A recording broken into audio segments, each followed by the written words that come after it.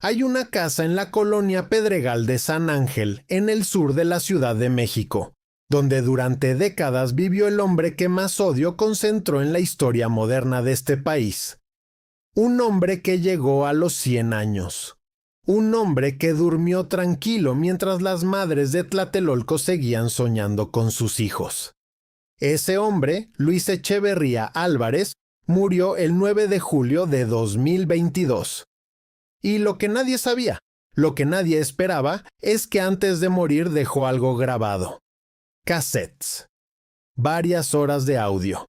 Una voz vieja, rasposa, con la cadencia de quien pasó décadas eligiendo cada palabra para no decir nada.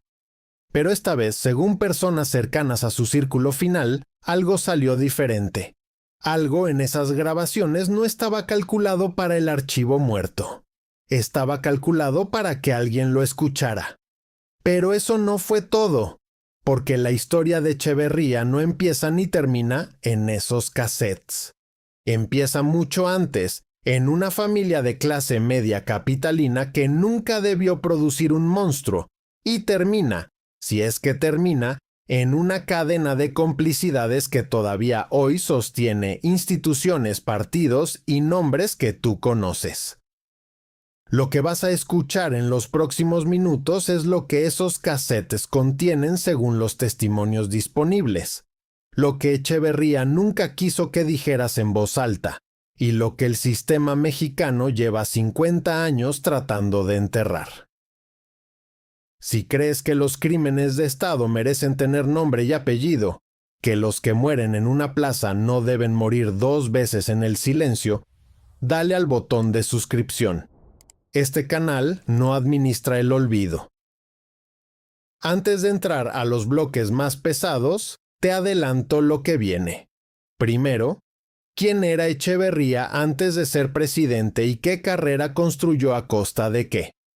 Segundo, el 2 de octubre de 1968 y el papel exacto que él tenía esa noche. Tercero, el 10 de junio de 1971, el jueves de Corpus, la masacre que muchos olvidaron porque él se encargó de que así fuera. Y cuarto, los cassettes, lo que grabó antes de morir. ¿Y por qué eso, si alguna vez sale a la luz, cambia la conversación sobre impunidad en este país para siempre? Arrancamos. Luis Echeverría Álvarez nació el 17 de enero de 1922 en la Ciudad de México. Su padre era empleado gubernamental, un hombre de orden, de escritorio, de los que creían que el Estado era la única religión que valía la pena tener en México.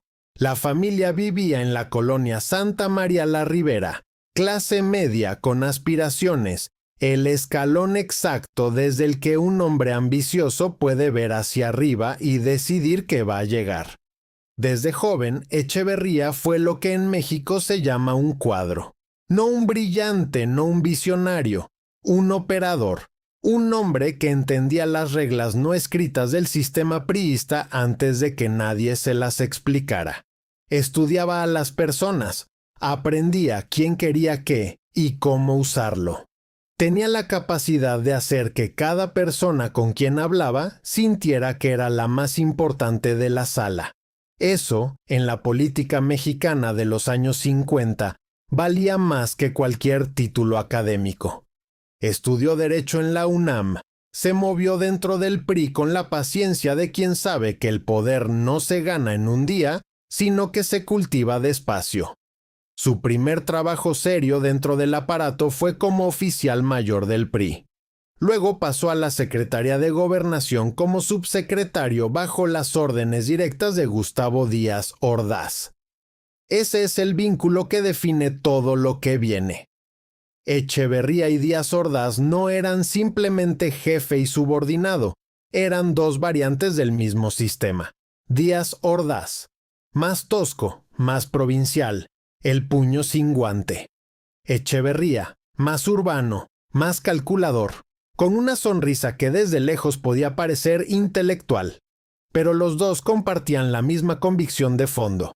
El orden primero, siempre el orden. y si hay que meter la mano, se mete. En 1964, cuando Díaz Ordaz ganó la presidencia, Echeverría se convirtió en secretario de Gobernación. En el México priista de los 60, ese no era un cargo decorativo, era el segundo hombre más poderoso del país. Controlaba la Dirección Federal de Seguridad, los archivos de inteligencia, las comunicaciones intervenidas, los agentes infiltrados en universidades, sindicatos y partidos. Era el arquitecto del miedo institucional.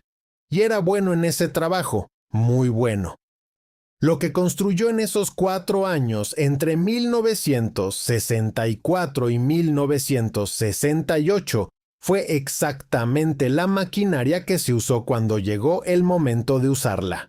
Llegamos al 2 de octubre de 1968. Lo que pasó ese día en la Plaza de las Tres Culturas, en Tlatelolco, fue una masacre, no un enfrentamiento, no un operativo que salió mal.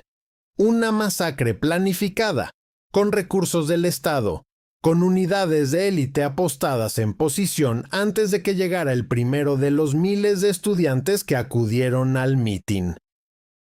Para entender el peso de lo que ocurrió, hay que entender el contexto. México era, en el papel, un país en pleno auge económico. El peso estaba estable, la industria crecía, y encima de todo, el país iba a ser sede de los Juegos Olímpicos ese mismo octubre. El gobierno había invertido enormes recursos en presentar a México como una vitrina de modernidad frente al mundo. Lo que no quería que el mundo viera era lo que llevaba meses pasando en las calles. Desde el verano, estudiantes de la UNAM, del IPN y de otras instituciones marchaban y pedían cosas concretas: libertad de compañeros presos, disolución del cuerpo policial de los granaderos, diálogo público con el gobierno. No pedían la revolución, pedían ser escuchados. Y la respuesta del gobierno fue ignorarlos, infiltrarlos, provocarlos. Y cuando nada de eso fue suficiente, llegó la decisión. El Batallón Olimpia era una unidad especial que operaba bajo órdenes del Estado Mayor Presidencial. Sus integrantes ese día vestían ropa de civil con un guante blanco en la mano izquierda para identificarse entre ellos en el caos que iban a provocar. Estaban apostados en los edificios que rodeaban la plaza mucho antes de que comenzara el mitin. No llegaron reaccionando, estaban esperando. Cuando el mitin inició, a las 6 de la tarde, con luz todavía en el cielo, desde las ventanas comenzaron los disparos. Primero al aire. La confusión fue inmediata. Y en ese momento, el ejército que rodeaba la plaza recibió la señal de avanzar. Los soldados dispararon, los estudiantes corrieron, los accesos estaban cerrados, los edificios de departamentos se convirtieron en trampa.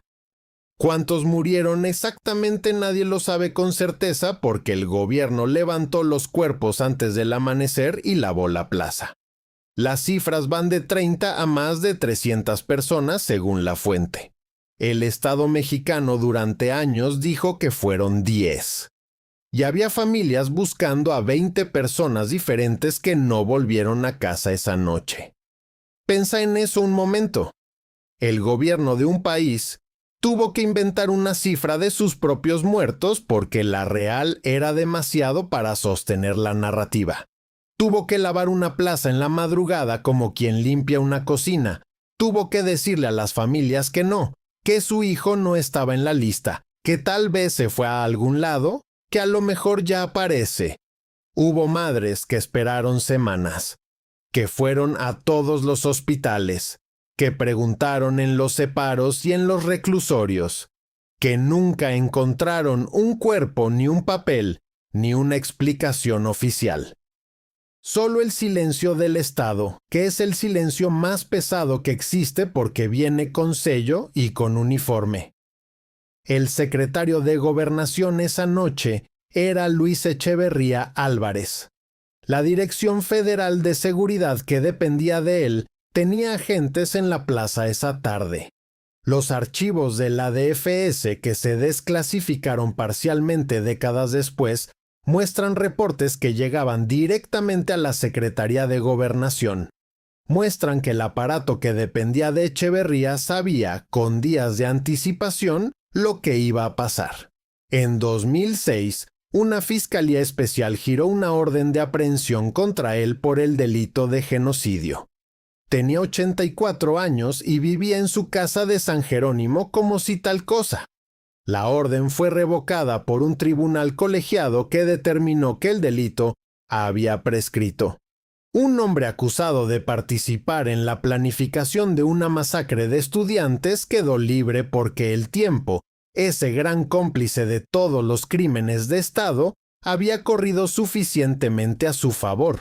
Pausa un segundo y piensa en lo que significa eso. Un hombre que ayudó a planear la represión de un movimiento estudiantil fue elegido presidente de México 2 años después.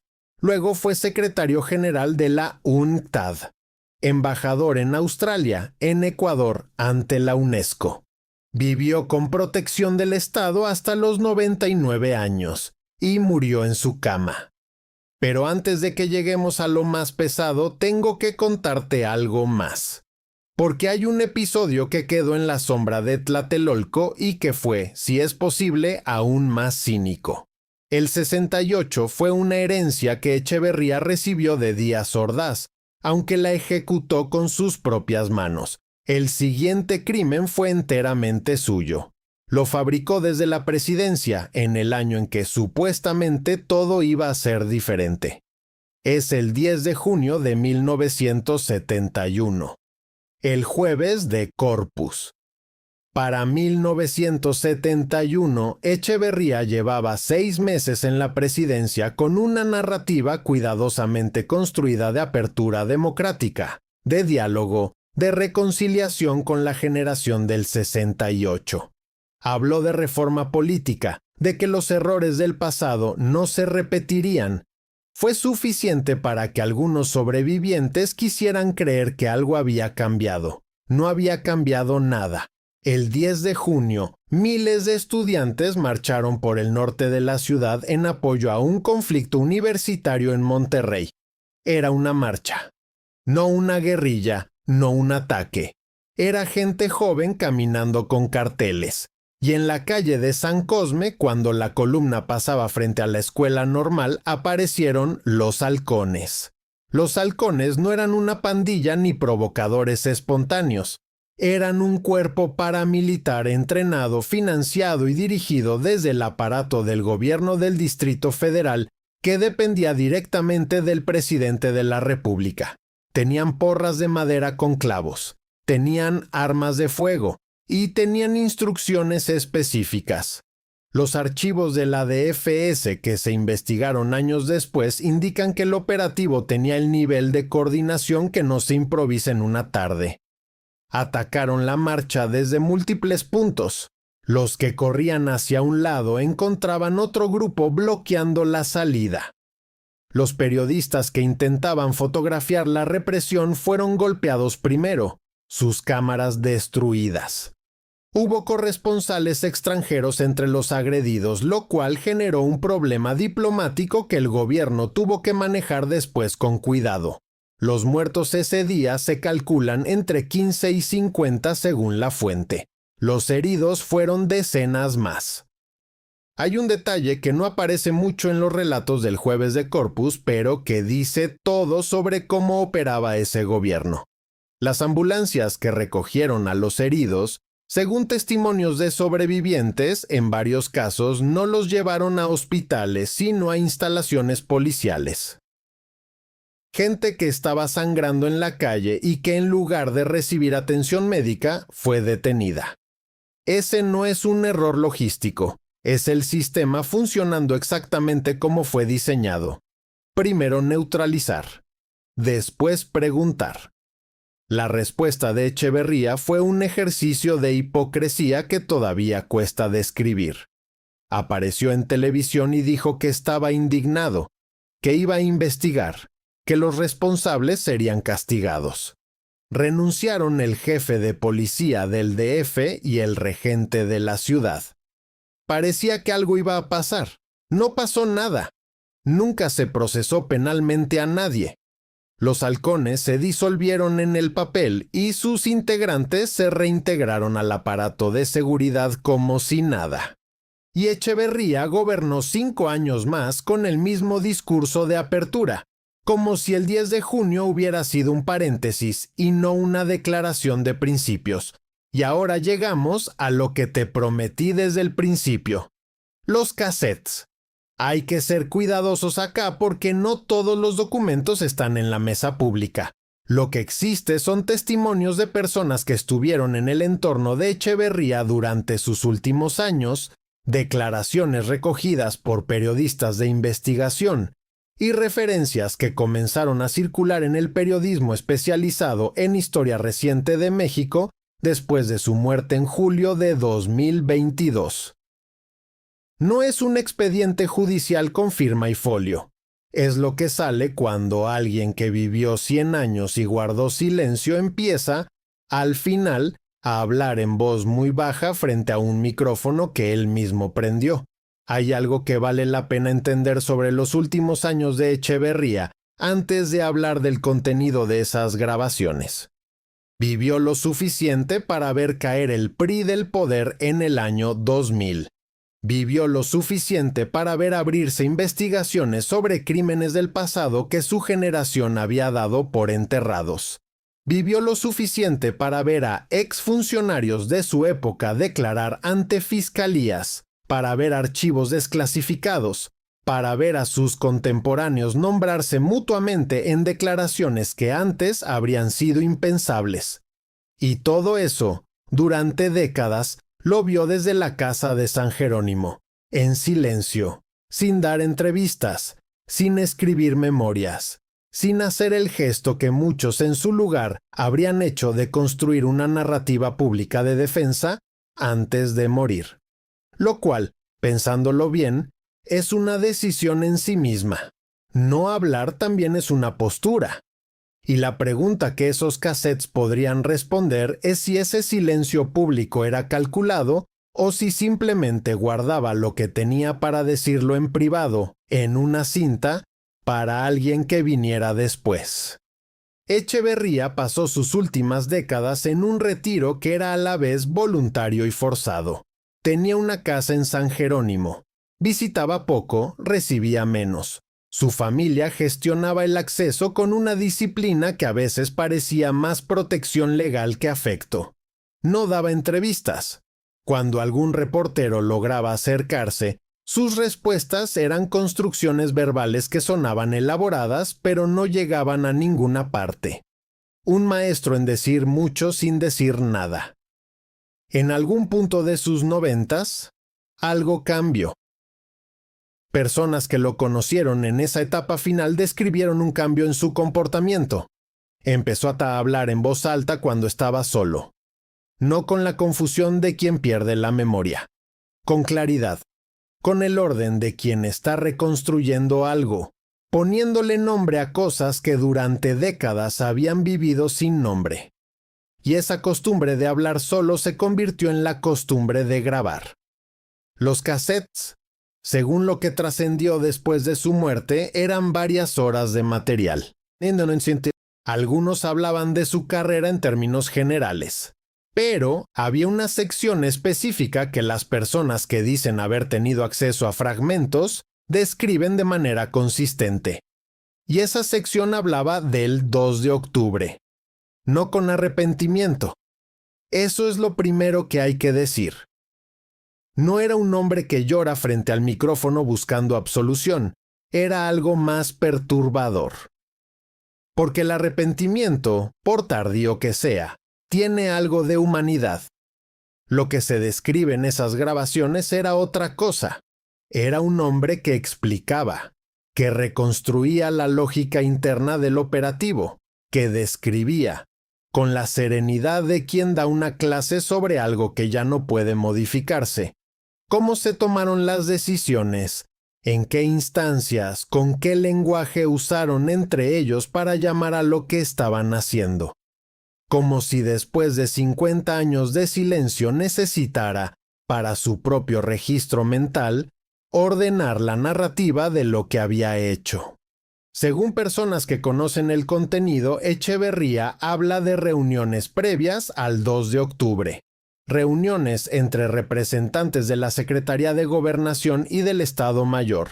Habla del diseño del operativo, de cómo se definieron los roles de las distintas unidades. Habla de nombres con la naturalidad de quien describe una agenda de trabajo ordinaria, sin que parezca que esos nombres le pesan. Y habla de algo más, algo que, si se confirma alguna vez con la grabación completa en mano, representa un punto de inflexión en la historia documentada del 68. Habla de una decisión sobre el uso de la fuerza que no fue improvisada, no fue una orden que alguien gritó cuando la situación se salió de control. Fue una decisión tomada con anticipación, discutida, puesta en marcha con la coordinación que solo es posible cuando todo el aparato de seguridad del Estado está alineado detrás de ella. Para. Respira antes de lo que viene. Si eso es cierto, lo que Echeverría guardó en esos cassettes no es solo su versión personal de la historia. Es evidencia. No en el sentido legal estricto, porque ya murió, y los procesos penales fracasaron hace años. Pero sí en el sentido histórico. Hay un hombre que estuvo adentro describiendo, con sus propias palabras, la mecánica de un crimen de Estado. El destino de esos casetes es la otra parte de la historia, y es tan reveladora como el contenido. Después de la muerte de Echeverría, su familia tomó control inmediato de todo lo que había en las propiedades. No hubo acceso externo, no hubo entrega voluntaria a ningún archivo histórico, al Archivo General de la Nación, a ninguna institución académica o de derechos humanos. Las personas que tienen información sobre esas grabaciones hablan desde el anonimato, con razones concretas para no dar la cara. Y el Estado mexicano, que en teoría tendría el mayor interés en esos materiales, no ha dado señales públicas de presionar para que salgan. No ha habido solicitudes formales a la familia. No ha habido declaraciones de ninguna fiscalía. No ha habido movimiento institucional que sugiera que alguien en el gobierno considera esas grabaciones un asunto pendiente. Eso no es negligencia burocrática. Es una decisión. Alguien decidió que ese tema no era prioritario. Y esa decisión no se toma sola. Hay que pensar también en el contexto más amplio de los archivos sobre ese periodo. México no tiene una política de desclasificación sistemática comparable a la de otros países.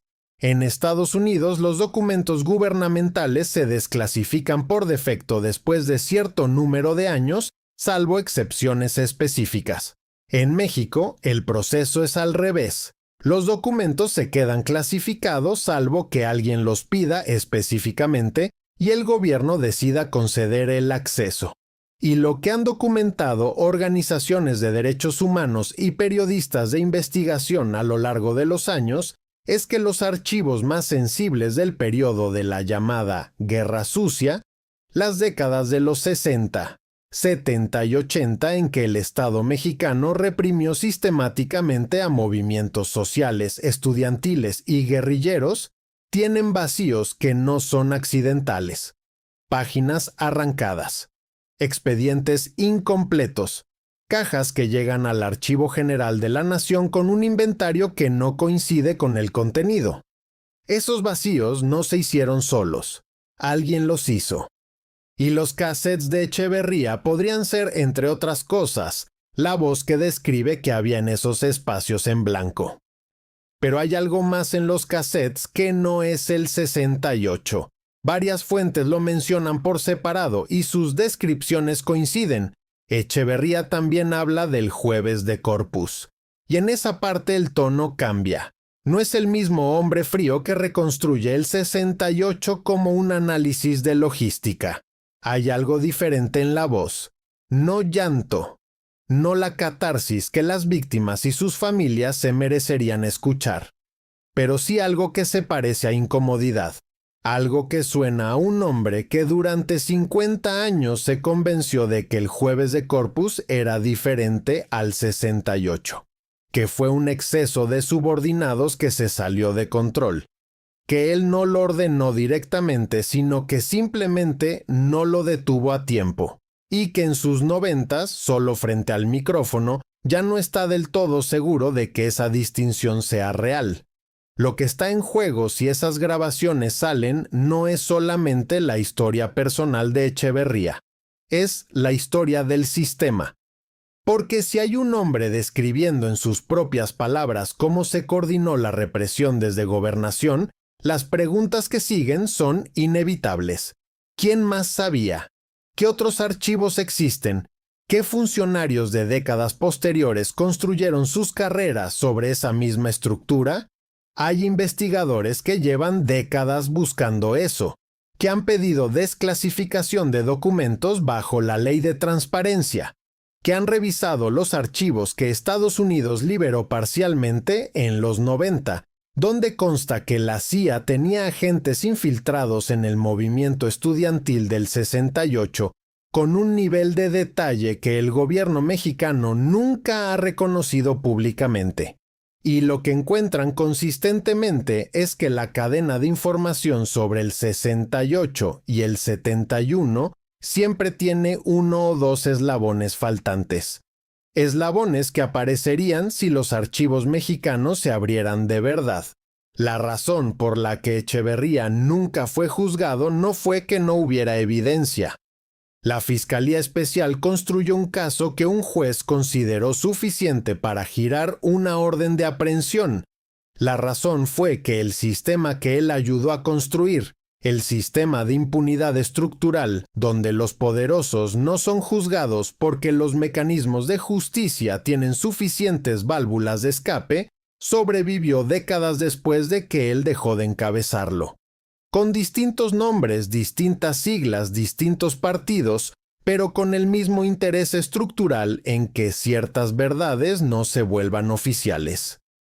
Porque cuando una verdad se vuelve oficial, cuando un tribunal dice con todas sus letras que un crimen de Estado ocurrió y que estas personas lo ordenaron, la pregunta que sigue es, ¿qué otros crímenes del mismo sistema merecen el mismo tratamiento? En México, hasta hoy, no existe una comisión de la verdad con poderes reales sobre el 68. No existe un memorial nacional en Tlatelolco que diga con toda claridad cuántos murieron y quién ordenó matarlos. No existe una deuda oficial del Estado con las familias de las víctimas que incluyan nombres de responsables en una resolución con fuerza legal. Hay placas. Hay discursos cada 2 de octubre, pero no hay nombres en una sentencia que diga, estos hombres ordenaron esto y esto fue un crimen de Estado. Luis Echeverría Álvarez llegó a los 100 años. Y durante todos esos años vivió en un país que le permitió envejecer en paz, con protección del Estado, con el título de expresidente que en México trae beneficios muy concretos. Mientras las madres de sus víctimas envejecían preguntando dónde estaban sus hijos, guardando fotos y la ropa que quedó colgada en el cuarto que nadie volvió a ocupar. Eso no es un capricho del destino. Es la descripción de una sociedad que tomó la decisión de proteger a los poderosos del peso de sus propios crímenes. Y esa decisión tiene consecuencias que se siguen pagando. Cada vez que alguien con poder en México decide reprimir, desaparecer, callar por la fuerza, lo hace sabiendo que hay precedentes sólidos de que eso se puede hacer y seguir viviendo tranquilo hasta los 100 años. Los cassettes, si salen, van a obligar a esa conversación. O van a ser el próximo archivo que desaparece en el silencio de una familia que protege un legado que no merece protección. Eso depende, en parte, de cuánta presión pública exista, de cuánta gente sepa que esos materiales existen, de cuánta gente exija que salgan. Porque el ruido importa, los videos importan, las conversaciones que se abren en los comentarios importan. no porque vayan a cambiar el sistema de un día para otro, sino porque construyen una presión acumulativa que hace que sea más difícil para el poder pretender que nadie recuerda, que nadie sabe, que las generaciones nuevas no tienen interés en lo que pasó antes de que nacieran. Cada vez que alguien busca el nombre de Echeverría y encuentra algo más que una fecha de nacimiento y una fecha de muerte, el sistema pierde un poco del terreno que necesita para seguir operando sobre el olvido.